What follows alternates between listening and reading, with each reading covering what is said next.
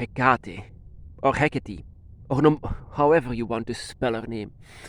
This is a goddess that most of the Wicca community worship.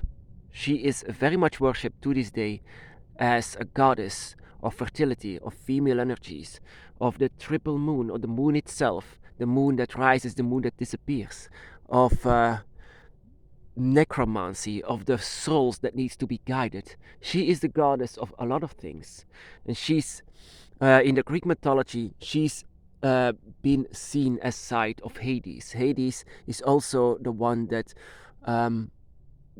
guides souls, but also the one that controls souls. She could even have the energy and ability to control the souls, that she would have an army of the undead, because she is the goddess of necromancy. So, like I said, in Wicca community, she's very much worshipped, but also seen as the one that grants those who follow Wicca the ability to do witchcraft, because she is, aside of all these things, also the grantor of witchcraft. Without her, it's difficult to be able to do witchcraft, and so they see her as an awakening. Hecate, or Hecate, is seen as a goddess that awakens people, awakens into the path of Wicca, or in the path of Hecate, or Hecate, or whatever.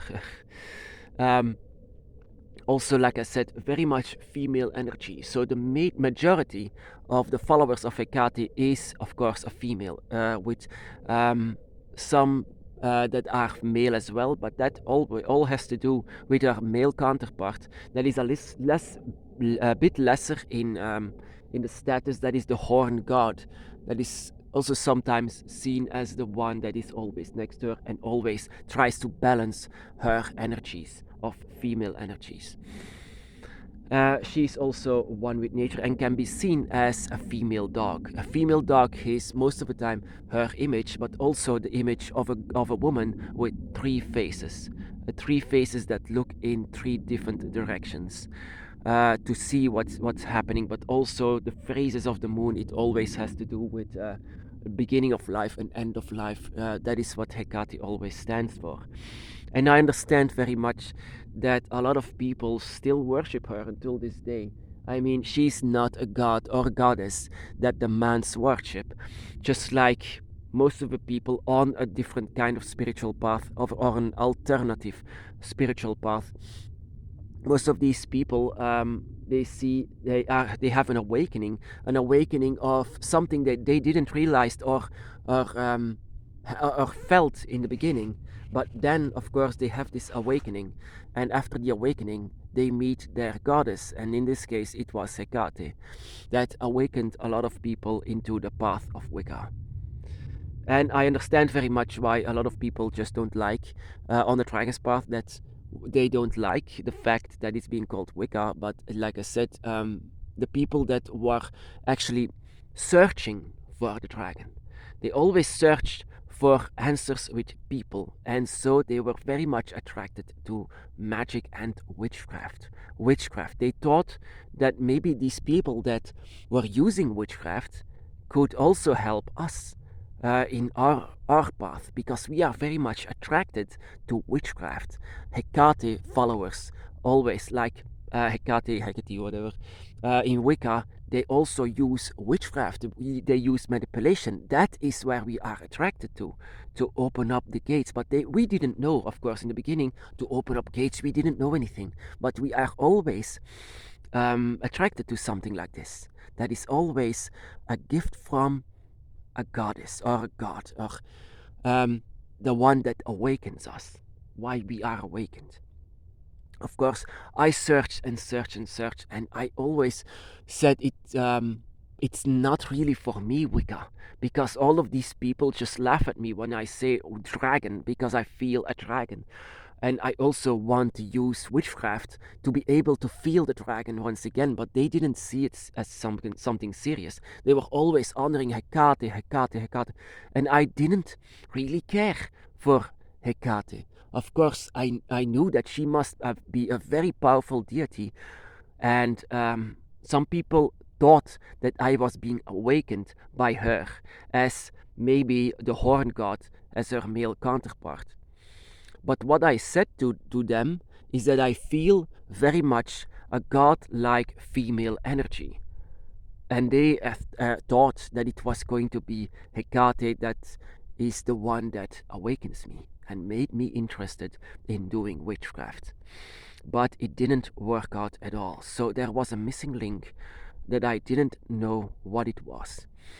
This missing link was, in fact, that it was not Hecate, but it was a completely different goddess. A goddess that was also in charge of giving an awakening, but also giving the ability to do witchcraft. She, as much as Hecate, is a shapeshifter. She can also have the energy and ability to give and donate energy to the ones that have a connection with her.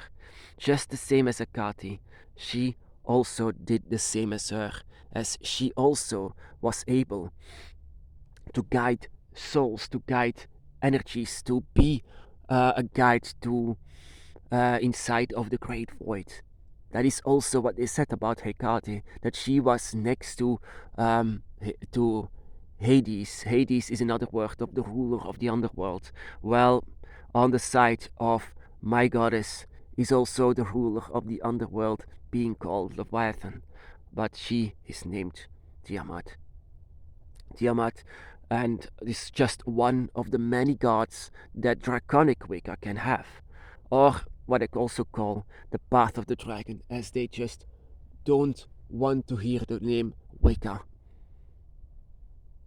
In draconic Wicca, there are a lot of dragon gods that can awaken us inside of the path that we are going, and because Hecate or Hecate is much more well known in the Wicca community and has a lot of more members trying to find the gods that awaken them.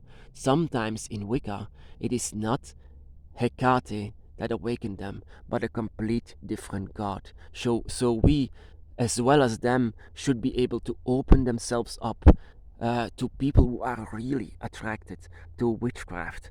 That it might not be Hecate, that it's another queen or king of donating energies because of a very good reason.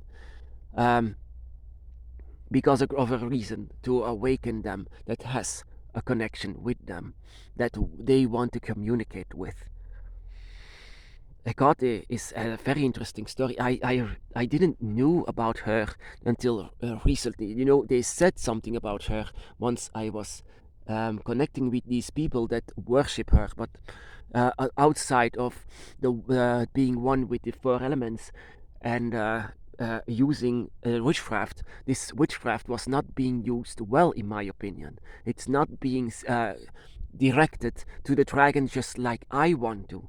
I want to direct my witchcraft, the witchcraft that I'm going to use, to the gates in itself, the gates that shouldn't remain open, but yet that is what my goal is, and that is why it was granted for the ones that are awakened in the dragon's path. So a bit the same and yet completely different, as Hecate and Tiamat or all the other dragon gods have a complete other reason to awaken us, and also, but they also are equally as strong as donating the energies and abilities of what they have to offer, the awakening that I also call. So in a way, they are a bit like the same, because as well, just as Hecate, Tiamat is also the female one that is also the shape-shifting ruler of all of the spirits in itself, ruler of the element of the earth in itself. That is also what they try to connect Hecate with, the element of earth that they always are connecting with. And also the phases of the moon. For example, I see the phases of the moon as completely different as they are. That is why sometimes they see Hecate in 3 different phases, the beginning and the end. But that is just the same with the dragon. The dragon is born, the dragon is adult, the dragon dies. The dragon has also a cycle inside of the moon that you can see, that you can feel. The phases of the moon, the also influences the energies of the dragon that you can feel. So in a way, just the same thing, just as they are witchcraft users, we are also witchcraft users, but for different reasons. It always has to be sincere. It's always going to be very much sincere, whatever we are doing and whatever they are doing. Whenever I sometimes see inside of Wicca that they are giving honors to Hecate or Hecate, it reminds myself of the devotion that I have for the dragons, especially for the gods Tiamat and my own dragons, my dragon guardians. The yeah, the devotion that they sometimes have reminds me of myself. But there are some people with it that are not really following it because they feel it, but because it seems cool. And just the same as on the dragon's path, it's it is sometimes bothers me a little bit that people just follow this not because they felt it, but because it seems cool. And yeah, in Wicca, it's much more, of course, than in draconic Wicca or the Path of the Dragon, because it seems cool to be a witch. To be a very, very, very much honest, I love Tiamat and I love what she did, and I love the awakening, and I love the touch of the dragon. I love this. I would never turn my back on any of them or the dragon, but doesn't take away that this is a very harsh path. This is a difficult path.